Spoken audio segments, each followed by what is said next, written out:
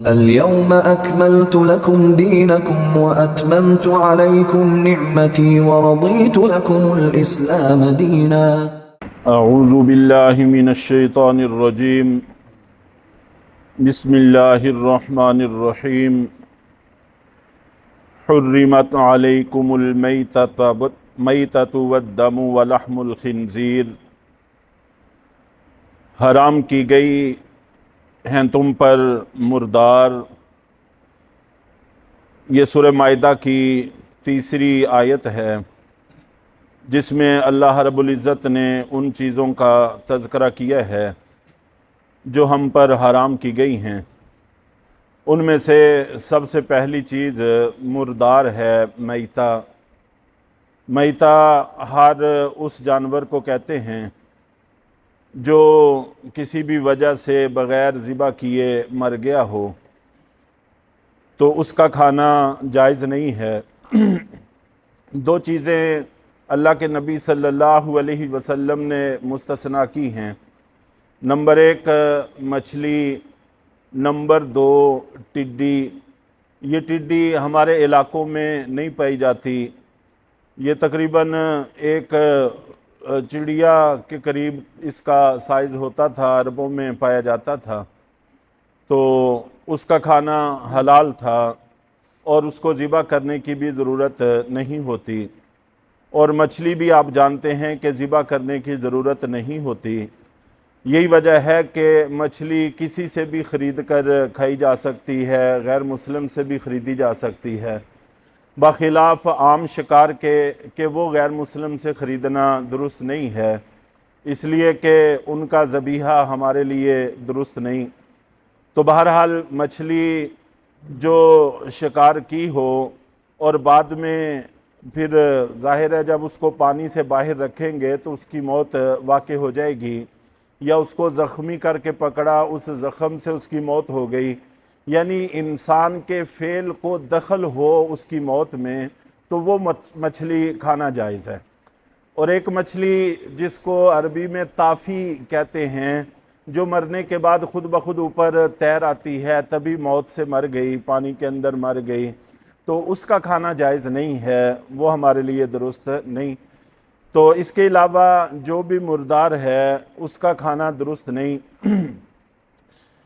एक मौका पर अल्लाह के नबी सल्लल्लाहु अलैहि वसल्लम ने देखा कि कुछ सहाबा कराम एक अच्छी खासी मोटी ताज़ी बकरी जो मर गई थी उसको दूर फेंकने के लिए जा रहे थे ताकि उसके पड़े रहने से बदबू लोगों को ना आए, लोगों को अजियत ना हो। तो अल्लाह के नबी सल्लल्लाहु अलैहि वसल्लम ने उनको देखा और देखकर फरमाया कि इसकी खाल क्यों नहीं उतार ली कि ये खाल किसी काम आ जाती। तो सहाबा कराम ने अर्ज़ किया कि अल्लाह के रसूल, ये मैता है, मर गई है, इसलिए इसकी खाल नहीं उतारी। चुनाचे अगर हलाल जानवरों में से कोई जानवर मर जाए और उसकी खाल उतार कर फिर नमक वग़ैरह लगाकर या कोई चीज़ लगाकर उसकी नमकियात को ज़ाइल कर दिया जाए, उसको खुश्क कर लिया जाए, तो उसका इस्तेमाल जायज़ है, इसमें कोई हर्ज की बात नहीं है। खाने में इसका इस्तेमाल दुरुस्त नहीं है। और दूसरी चीज़ व दम से मुराद जिस्म में गर्दिश करने वाला खून है, जो हमारे जिस्म में दिल के धड़कने से गर्दिश करता है, बहने वाला खून, इसका इस्तेमाल किसी सूरत में भी हमारे लिए जायज़ नहीं है। और यहाँ पर जितनी चीज़ों से हमें मना किया है वो सारी की सारी वो हैं जो हमारे लिए मुज़र हैं। चुनाचे अगर हम इनका इस्तेमाल करेंगे तो ये हमारी सेहत के लिए दुरुस्त नहीं है, चाहे तो जिस्मानी एतबार से ज़रर देने वाली चीज़ हो, चाहे रूहानी एतबार से ज़रर देने वाली चीज़ हो। जैसा कि मिसाल के तौर पर आगे खिंजीर आ रहा है। खिंजीर एक ऐसा जानवर है कि जिसके अंदर बेगैरती बहुत ज़्यादा पाई जाती है, तो जब उसका गोश्त खाया जाए तो उसका असर इंसानों में मुंतकिल होता है। चुनाचे आप देखें कि जिन जिन इलाक़ों में, जिन जिन कौमों में खिंजीर खाया जाता है, वहाँ शर्म हया नाम की कोई चीज़ नहीं है। यहाँ तक कि वहाँ नस्ब नाम की भी कोई चीज़ नहीं है। किसी को कुछ पता नहीं है कि हमारा बाप कौन है, हमारा चाचा कौन है, हमारा मामा कौन है, तो कुछ भी वहाँ पर पता नहीं है। तो रूहानी एतबार से मुज़र है तो वो चीज़ें हमें मना की हैं, या जिस्मानी एतबार से हमारे लिए मुज़र है तो वो चीज़ें हमें मना की हैं। तो दम, बहने वाला खून नजस भी है और हराम भी है, नापाक भी है और हराम भी है। इसका ना ज़ाहिरी एतबार से इस्तेमाल हमारे लिए दुरुस्त है, जिस्म पे लगाना, किसी जगह पे लगाना, तो ये भी दुरुस्त नहीं है, और इसका खाना भी किसी तौर पर दुरुस्त नहीं है, इससे भी हमें मना कर दिया गया है। वलहमुल खिंजीर, और तीसरी चीज़ ज़िक्र की गई खिंजीर का गोश्त। खिंजीर के बारे में तमाम अहले इल्म का इत्तिफाक है कि ये नजसुल ऐन है। बाकी जितने भी हराम जानवर हैं उनका सिर्फ बहने वाला खून नापाक है और नजस है, बाकी उनके जिस्म का कोई हिस्सा नजस नहीं होता। जब उसका खून उसका ज़िबा करके निकाल दिया जाए तो खून के निकालने से बाकी गोश्त नजस नहीं रहता। लेकिन हलाल होना और चीज़ है और पाक होना और चीज़ है। कितनी ही ऐसी चीज़ें हैं जो पाक होती हैं लेकिन हलाल नहीं होती। मिसाल के तौर पर मट्टी, ये पाक है और यहाँ तक कि इससे तयम्मुम करके हम अपने आप को भी पाक कर सकते हैं, लेकिन इसका खाना हराम है, खाना जायज़ नहीं है।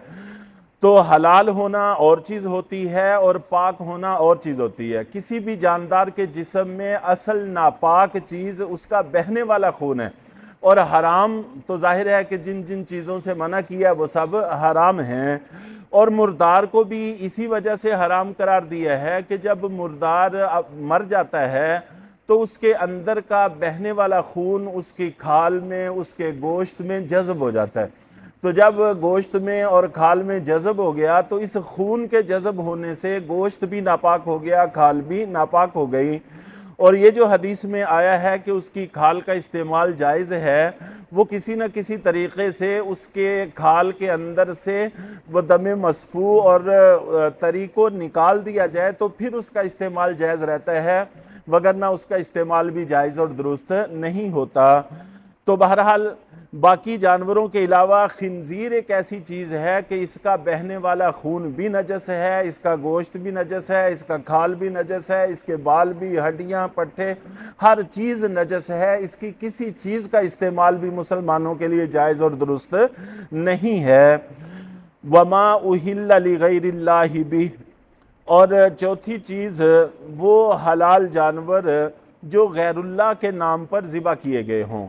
जैसे मुशरिकीन के यहाँ रिवाज था, बुतों के नाम पर ज़िबा करते थे, बुतों के नाम पर उनको पालते थे, बुतों के नाम पर उनको छोड़ते थे, संभालते थे।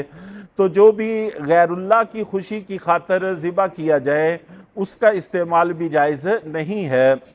हमारे यहाँ जो कुर्बानी दूसरे की तरफ से की जाती है उसमें ज़िबा अल्लाह ही के नाम पर होता है और ख़ुशी भी अल्लाह ही की मकसूद होती है। हाँ, अलबत्ता उसका सवाब हम दूसरों को पहुँचाते हैं, कोई अल्लाह के नबी सल्लल्लाहु अलैहि वसल्लम की तरफ से करता है तो इसका मतलब ये होता है कि इसका सवाब अल्लाह के नबी सल्लल्लाहु अलैहि वसल्लम को पहुँचे, या कोई अपने वालदैन की तरफ से कुर्बानी करता है तो उसका मकसद ये होता है कि इसका सवाब मेरे वालदैन को पहुँचे। ज़िबा अल्लाह ही के नाम पर किया जाता है और खुशनुदी भी अल्लाह ही की मकसूद होती है। बखिलाफ इन मुशरिकीन के ये ज़िबा ही बुतों के नाम पर करते थे और खुशनुदी भी मकसूद इनकी बुतों ही की होती थी कि बुत हमसे खुश हो जाएं, ये अल्लाह के यहाँ सिफारिशी हैं, जब अल्लाह को सिफारिश करेंगे तो फिर अल्लाह भी हमसे खुश हो जाएंगे। इस तरह का इनका नज़रिया था। तो जो गैरुल्लाह के नाम पर ज़िबा किया जाए वो भी तुम्हारे लिए हराम है, इस मुर्दार ही की तरह है, इसका इस्तेमाल भी जायज़ नहीं है।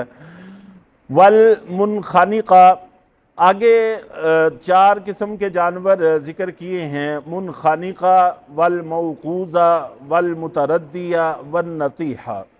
ये चारों के चारों वो जानवर हैं जो मुख्तलिफ़ वजूहात की वजह से मर जाएं, ज़िबा ना किए जा सकें। और वैसे तो ये मैता में भी दाखिल हैं, लेकिन आम तौर पर उर्फ़ में मैता उस जानवर को कहते हैं जो खुद ब खुद किसी वजह से मर गया।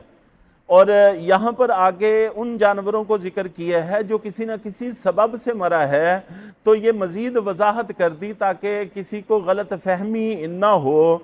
चुनाचे अल-मुनखनिका उस जानवर को कहते हैं जो गला घुटने से मर गया हो, बांधा हुआ था तो रस्सी के ज़रिए से उसका गला घुट गया जिसकी वजह से वो मर गया, तो इसका भी खाना जायज़ नहीं है, इस्तेमाल इसका जायज़ नहीं है, ये भी मुर्दार है।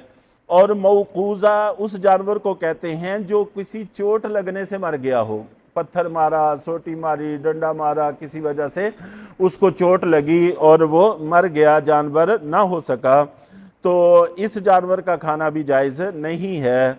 और वल मुतरद्दिया उस जानवर को कहते हैं जो किसी ऊंची जगह से गिर गया हो, चाहे खुद ब खुद गिर के मरा हो, चाहे शिकारी के शिकार करने से गिर के मरा हो। मिसाल के तौर पर पहाड़ की चोटी पर था या किसी ऊंची जगह पर था, उसको तीर मारा, तीर उसको लगा, लेकिन उसके बाद वो पहाड़ी से लुढ़कता हुआ नीचे आया।